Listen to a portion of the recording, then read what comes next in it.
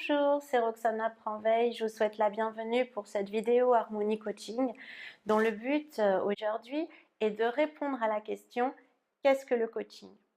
Alors le coaching, c'est un terme à la mode. Actuellement, c'est une forme de relation d'accompagnement et de conseil qui connaît aujourd'hui un succès croissant. Mais en réalité, derrière ce terme, derrière ce mot coaching, eh bien, on va trouver une multiplicité de formes et de pratiques. Alors, l'important, il me semble, c'est le domaine d'expertise du coach, c'est-à-dire, en fait, le domaine personnel de compétences dans lequel il a, d'une part, reçu une solide formation et d'autre part, dans lequel il a une expérience personnelle, dans le cadre duquel il a déjà relevé des défis et obtenu lui-même des résultats. Alors du coup, dès lors qu'on prononce ce terme, en fait, coaching, l'essentiel va être de l'associer immédiatement à un certain domaine de compétences précis, c'est-à-dire qu'on va dire coach très bien, mais coach de quoi? Alors, à l'origine, dans les années 60, aux États-Unis, le coaching est issu du vocabulaire sportif et le coach, bien, c'est un entraîneur, c'est quelqu'un qui observe la technique d'un joueur en l'occurrence et qui va donner du feedback boosté pour obtenir une amélioration des performances. Ensuite, dans les années 70-80, on a vu apparaître le coaching d'entreprise et là, eh bien, on a le modèle du consultant qui vient dans une société et qui va observer la manière de travailler, soit d'un salarié, soit d'une équipe, et qui donne des conseils pour, là encore, gagner en efficacité. Enfin, et c'est là le sujet de cette vidéo, depuis quelques années, on voit apparaître le coaching de vie destiné aux particuliers. Et ce terme coaching de vie recouvre des spécialités diverses. On peut parler de coaching comportemental, de coaching scolaire, de coaching de couple, de coaching familial, de coaching santé, bien-être, développement personnel, etc. Donc en fait, on va recourir à un coach pour des raisons à la base multiples, diverses. On peut retrouver des points communs, des points de recoupement. En principe, les gens qui viennent nous voir, qui viennent me voir, sont des gens qui cherchent à se reconstruire après une épreuve ou qui cherchent à s'adapter à un nouvel environnement de vie, qui souhaitent augmenter leur performance dans un domaine donné ou qui souhaitent réaliser quelque chose qui leur tient à cœur, entreprendre, se lancer dans un nouvel objectif. Dans tous les cas, en fait, on retrouve l'idée d'avancer, de repousser ses limites, d'augmenter ses performances et finalement, d'une manière générale, ajouter de la valeur à sa vie. Voilà. Alors, on peut définir d'emblée le coaching comme une sorte de relation d'accompagnement d'une autre personne, qu'on appelle le client, vers des changements. Des changements qui vont lui permettre de réaliser un déplacement d'un point A, qui est l'état actuel, perçu comme limitatif ou problématique, vers un point B, qui serait l'état désiré, l'objectif. Donc le modèle, d'une manière générale, est le suivant: accompagnement, changement, accomplissement. Alors, vous allez me dire pourquoi avoir besoin de faire appel à un coach pour cela. La vraie question, c'est, à mon sens, pourquoi l'état désiré n'a-t-il pas été atteint jusqu'à présent? Et là, plusieurs réponses sont possibles. Lorsqu'une personne souhaite réaliser quelque chose et qu'elle n'y parvient pas, plusieurs choses peuvent entrer en ligne de compte. La première, c'est que la personne peut ne pas savoir concrètement comment s'y prendre pour réaliser, pour atteindre cet objectif. La deuxième, c'est que bien souvent, nous ne sommes pas conscients de notre propre potentiel, de notre propre pouvoir.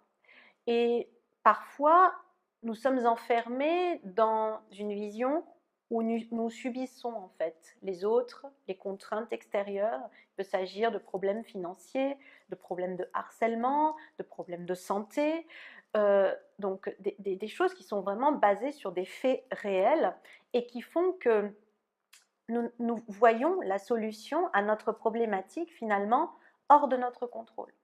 Du coup, nous nous installons dans une, une situation d'impuissance finalement qui va alimenter notre démotivation.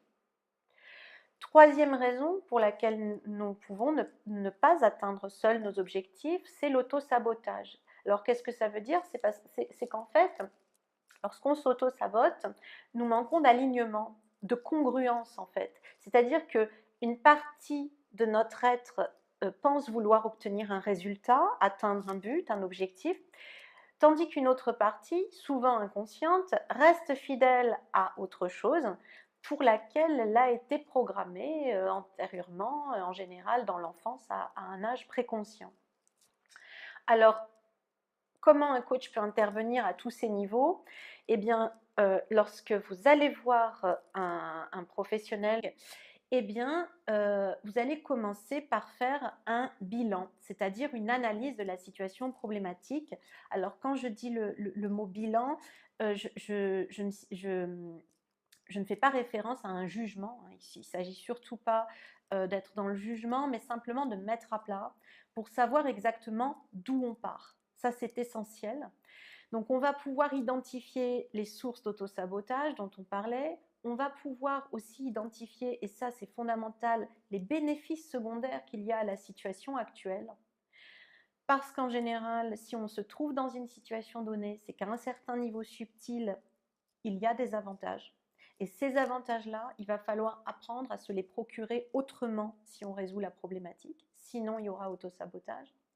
Et donc tout cela va nous amener finalement à un travail de réconciliation des diverses parties de nous-mêmes, dont certaines sont en conflit. On va essayer de reconnaître l'intention positive de chacune pour les réconcilier. Et du coup, on va progressivement faire la paix avec soi-même, la paix avec le monde extérieur. Et c'est ça qui va nous donner cet alignement qui est source de succès et de réussite. Parce que, en réalité, lorsque vous êtes aligné dans la vie, vous êtes irrésistible. Alors, à cet égard, les coachs sportifs nous servent vraiment de modèle, hein. C'est pour ça qu'on a pris ce mot au vocabulaire sportif. Les coachs sportifs, finalement, c'est les premiers qui ont découvert et puis qui ont prouvé à travers les résultats qu'ils ont obtenus que finalement, il ne suffit pas de faire faire à quelqu'un un changement comportemental. Il ne suffit pas de lui faire répéter un geste technique de manière récurrente pour le conduire à son excellence. En fait, il est essentiel de prendre en compte la personne d'une manière globale, c'est-à-dire l'intérieur de la personne, son paysage intérieur, c'est-à-dire son univers mental, son univers émotionnel, de manière justement à identifier ses blocages, ses zones de résistance, pour pouvoir les accueillir d'abord et puis les lever, les libérer. Et c'est cela qui va permettre de révéler vraiment le potentiel de la personne et d'augmenter de manière très significative ses performances. Alors deuxième volet du travail effectué en coaching, eh bien la détermination des objectifs précis, c'est-à-dire l'endroit précis où une personne souhaite aller. En coaching, on cesse finalement de perdre du temps à s'interroger sur qui on est. Comme le disait Oscar Wilde, définir, c'est limiter. Et l'idée, c'est de choisir librement finalement celui qu'on veut être et tout simplement de se mettre en route, d'agir pour le devenir. D'où le troisième volet du travail, c'est le comment y aller. C'est-à-dire, on considère que si une personne dans le monde est capable de faire quelque chose, alors nous sommes capables de le faire aussi, hein, nous pouvons le faire aussi, à condition de s'y prendre finalement de la bonne manière, d'utiliser la bonne stratégie. Voilà.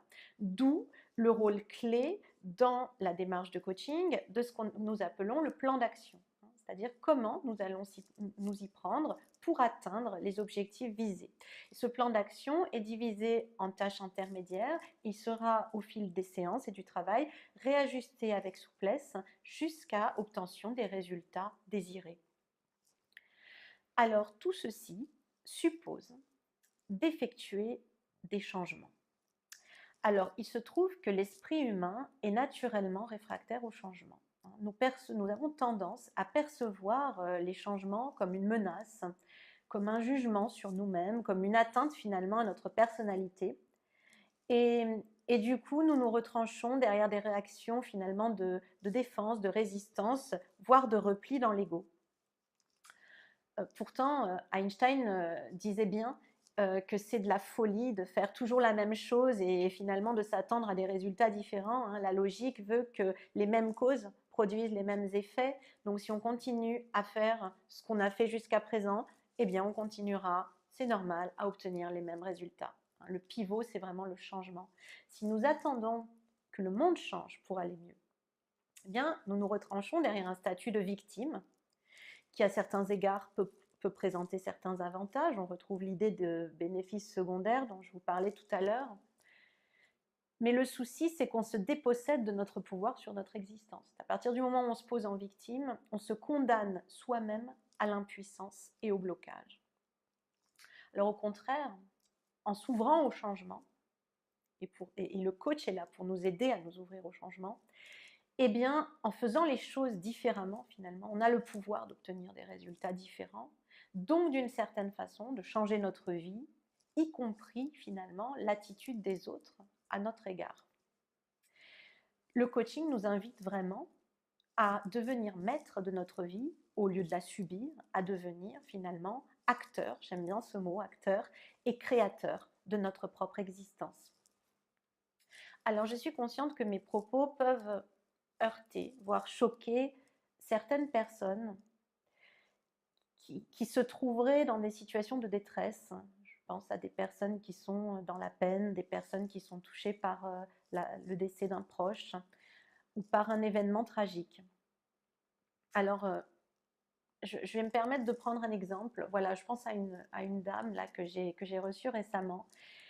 Et cette dame, elle cumulait vraiment tous les problèmes possibles et imaginables. Je crois que j'ai jamais rencontré quelqu'un qui cumulait autant de soucis dans tous les domaines finalement de sa vie, hein, que ce soit le domaine affectif, le domaine professionnel, perte d'emploi, le domaine du logement, perte de logement, les enfants qui avaient des soucis. Enfin, c'était à un tel degré finalement que c'était presque la loi de l'attraction à l'envers. En fait, tout ce qu'elle voulait éloigner d'elle était attiré par elle en ce moment dans sa vie. Hein, d'ailleurs, à plusieurs reprises au cours de l'entretien, elle a utilisé le mot malchance. Alors, face à tout cela, je n'ai fait qu'écouter. J'ai écouté cette dame avec beaucoup de compassion. J'étais vraiment très touchée par son histoire. Et puis, à un moment donné, elle a cessé de parler. Il y avait beaucoup d'émotions entre nous.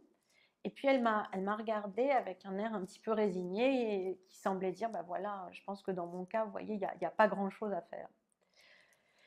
Et à ce moment-là, j'ai regardé cette dame et je me suis aperçue qu'en fait, c'était une jolie jeune femme. Elle était élégante, elle était bien maquillée, elle avait un joli teint. Et en elle, j'ai vu quelque chose de lumineux, enfin de vivant finalement. Et du coup, je me suis adressée à elle en lui disant, mais en fait, c'est incroyable. Vous êtes une personne incroyable. C'est-à-dire qu'il vous arrive juste des trucs de dingue. Et malgré ça, vous arrivez à conserver cette énergie, ce rayonnement. Mais comment vous faites en fait? Et là, je l'ai vue se redresser et sourire. Elle m'a souri, c'était la première fois depuis le début de l'entretien. Et elle m'a dit, mais en fait, c'est vrai, je suis quelqu'un de très fort et finalement, c'est toujours ça qui m'a sauvée dans ma vie, ça a toujours été ma chance. Donc là, voilà. Pourquoi j'ai voulu partager avec vous cet exemple? Parce que voilà un exemple de premier élément sur lequel en coaching, on va pouvoir s'appuyer. Voilà.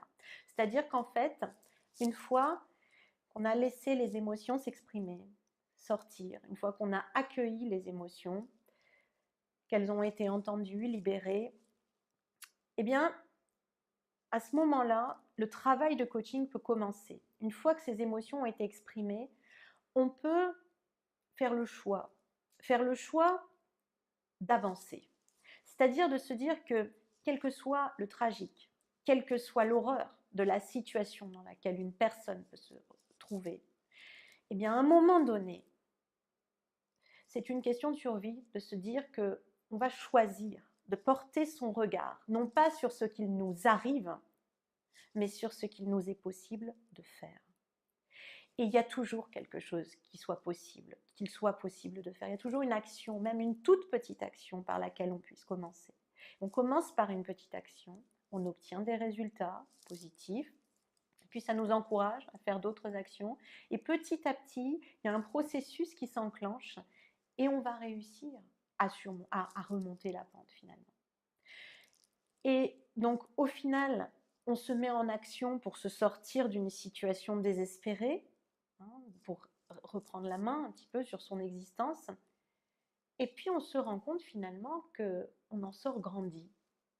Parce que les épreuves finalement dans la vie sont, si on accepte de relever le défi